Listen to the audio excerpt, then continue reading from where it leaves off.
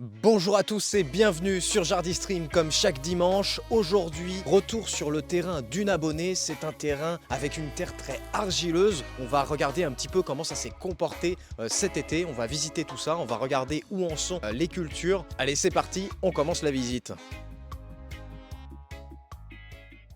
Commençons déjà par regarder un petit peu la structure de sol de ce jardin. Donc là, j'ai enlevé un petit peu le paillage. Donc là, on a sur ce parterre un paillage de copeaux de bois qui est en bonne voie de décomposition. Et une fois qu'on enlève ce paillage, on tombe directement sur la terre qui est là, très très dure.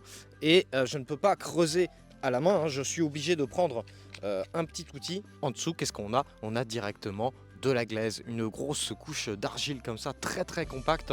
On le voit bien, ça fait des gros cailloux et c'est très très dur. Par contre, gros avantage de cette terre là, elle va retenir énormément l'eau et les nutriments. Par contre, ça va être une terre qui va être très difficile à travailler, compliqué de faire effectivement pousser des oignons ou des carottes dans ce sol. On va faire un petit peu la visite. Alors, on a tout un parterre de fraisiers qui a produit abondamment des kilos et des kilos de fraises durant toute la saison.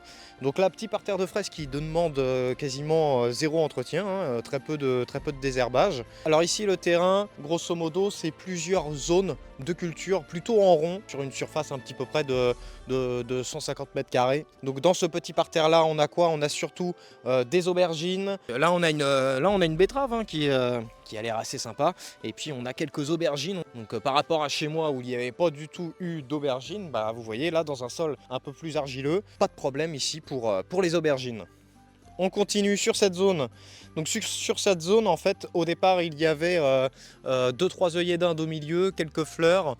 Et puis c'est surtout, il y a eu énormément de melons produits sur cette zone. On a récolté à peu près une dizaine de melons. Ils étaient à peu près de ce calibre, 10-15 melons pour à peu près 6 pieds. Donc voilà, 2-3 melons par pied. C'était du melon charentais, donc ça c'était super. Ici on a encore deux autres ronds qui sont ici vides puisque c'était les pommes de terre qui ont été plantées sur ces deux zones. Et juste derrière on a une zone avec 3 pieds de tomates ainsi que beaucoup d'œillets d'Inde. Là ils ont une belle floraison là.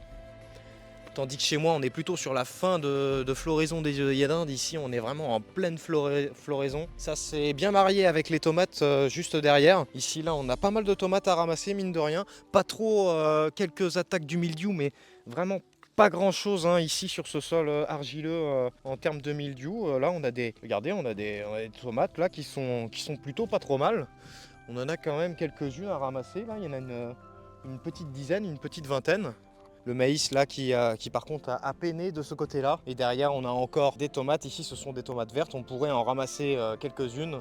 Alors ici c'était ces deux ronds là, c'était une culture de patates. Et justement elles n'ont pas été toutes ramassées. C'est des patates qui ont été plantées en avril. Mais les tiges elles étaient encore assez vertes. Vous voyez ici là tout ça c'est encore assez vert. Néanmoins on va regarder un petit peu ce que ça donne, puisque là c'est des patates, la technique est utilisée, ça a été directement de les poser sur la glaise avec juste une couche de foin. Donc là les patates n'ont pas du tout été enterrées, puisque de toute façon dans la glaise ce n'est pas possible, le sol il est trop argileux. On va découvrir ensemble ce que ça a donné. Donc on va regarder un petit peu là à ce pied là. On va enlever un petit peu le foin qu'on a. Écoutez, regardez, elles ont poussé directement au-dessus de la glaise. Là on en a une première, une deuxième, une troisième. Si vous avez un sol vraiment argileux, vous pouvez utiliser la technique effectivement de poser directement vos pommes de terre au sol, de les recouvrir d'un peu de compost et de paillage, et vous voyez que ça fonctionne parfaitement. En plus là les patates elles sont plutôt saines et tout. Là franchement quand on voit la différence de production entre un sol argileux là qui a nécessité, je vous rappelle, zéro arrosage, c'est juste fabuleux de voir la simplicité en tout cas de ce jardin et la productivité qu'il fournit. Ici on a un plant de verveine citronnée qui est directement là planté dans la bâche qui se plaît plutôt bien. Donc à voir s'il résiste à l'hiver, mais je crois qu'il résiste puisque là il a déjà 2 ans. On a son tronc qui est juste ici, donc on va pareil le couper à la fin de l'automne et il repartira de plus belle au printemps. On continue hein, avec les courges, les courgettes qui rampent.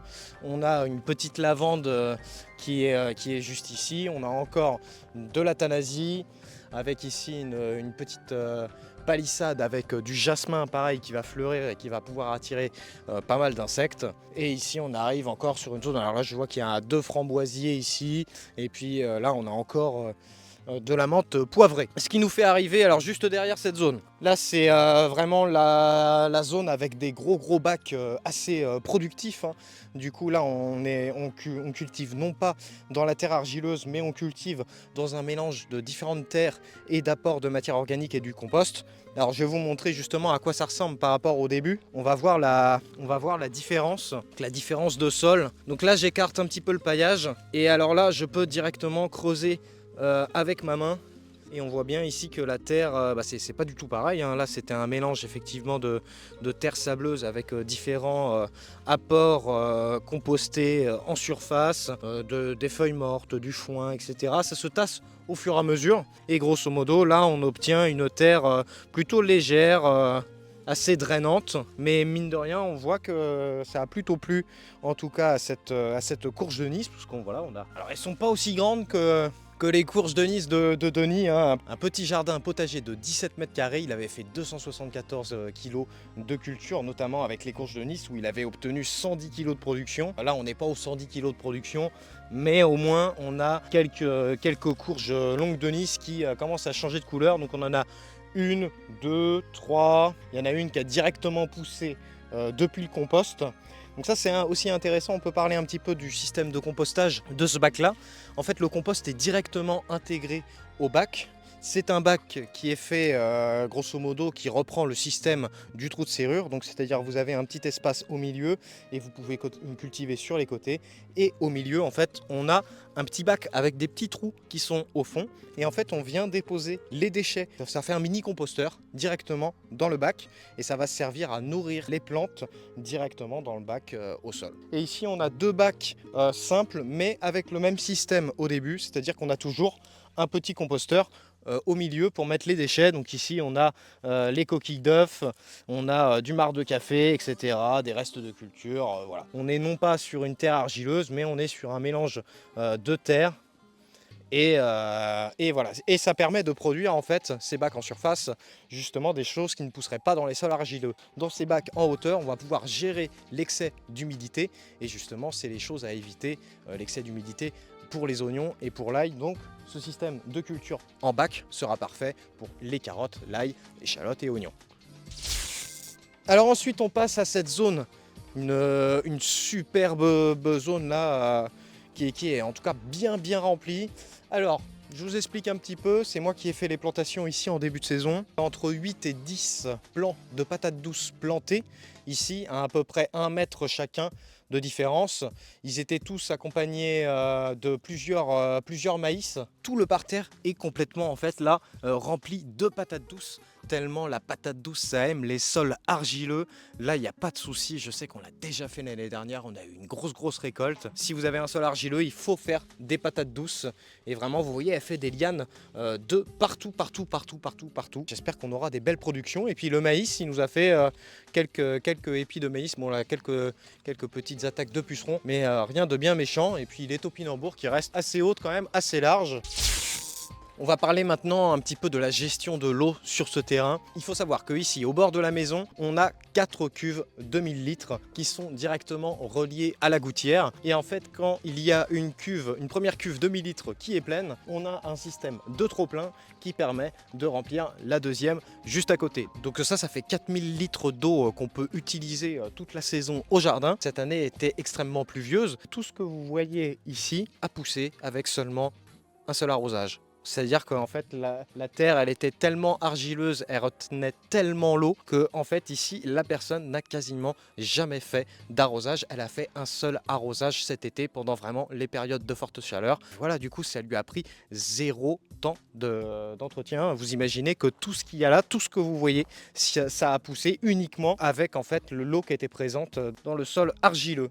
Alors concernant l'arrosage, moi je pense qu'il faudrait quand même un petit peu plus arroser, on aurait peut-être pu avoir des résultats meilleurs. Mais bon, l'arrosage c'est assez simple, il y a en fait tout simplement un système, une petite pompe électrique qui est branchée derrière. Ensuite on a un système d'enrouleur, il suffit de tirer le tuyau et après il n'y a plus qu'à arroser. Donc ici, vraiment, le système, en tout cas, du jardin a vraiment bien été optimisé. L'arrosage, ça peut se faire vraiment super facilement. Pour arroser, rien de plus simple. Alors pour finir un petit peu, pour clôturer cette visite de jardin et ce retour sur ce jardin argileux qui moi m'impressionne. Maintenant que vous savez que il y a eu zéro arrosage, enfin il y a eu un seul arrosage en période de forte chaleur, mais grosso modo les légumes se sont débrouillés tout seuls. On voit ici que le basilic est vraiment impressionnant. Alors il n'a pas trop fait de feuilles cette année, il est monté assez vite en fleurs. Mais on a pu quand même se faire quelques petits pestos, quelques petits pistous. Et ici on a vraiment une belle aubergine. Là on a un beau pied, vous pouvez venir voir ça. On va en récolter quelques-unes, il y en a pas mal en bas. Bougez pas. Regardez-moi ça, ces belles aubergines là. J'aimerais juste vous parler un petit peu là de la différence entre les deux parterres, puisque c'est exactement la même variété d'aubergines qui a été plantée juste ici. On voit bien qu'ici celle-ci est beaucoup plus petite et pourtant c'est à peu près le même sol et la même exposition. Alors pourquoi celle-ci a mieux marché? Bah ça peut être effectivement lié au paillage qu'on a mis juste avant. Il faut savoir que ici c'est le seul parterre, donc c'est un parterre qui a énormément bien marché. Donc on voit que la sauge se plaît énormément, que la mélisse elle a vraiment explosé, la ciboulette elle est devenue énorme.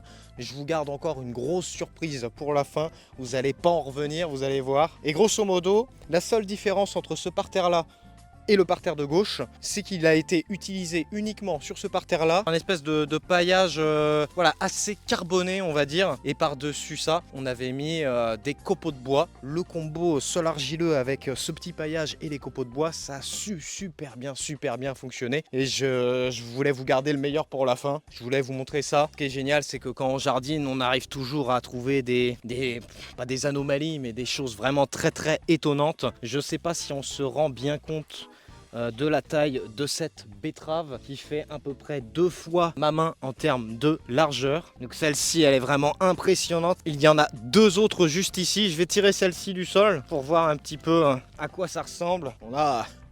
On a une belle betterave quand même juste ici. On va la peser un petit peu pour voir combien elle fait. C'est le juste poids. Combien de grammes pour cette betterave? N'hésitez pas à dire en commentaire. C'est parti, attention, top! Est-ce que vous êtes prêts? On est sur une betterave, tenez-vous bien, de 790 grammes. Donc là, on commence à avoir de la belle betterave quand même. Allez, on se ramasse la deuxième qui est juste à côté. Je précise, oui, que c'est pas la plus grosse à mon avis. La betterave la plus grosse, à mon avis, elle pète le kilo. Mais je vais la garder, je vais la laisser fleurir pour récupérer tout simplement le maximum de graines. J'aime bien récupérer mes graines sur les plants les plus vigoureux, les plus beaux. Donc tant pis, on ne mangera pas la betterave qui est si grosse dans le sol. Mais par contre, elle va fleurir l'année prochaine et on va pouvoir récupérer plein de graines. Et on pourra partir sur des basses saines. On va se contenter de ces copines qui sont grosso modo énormes. Et ici, alors, on est sur de la betterave de combien, la deuxième?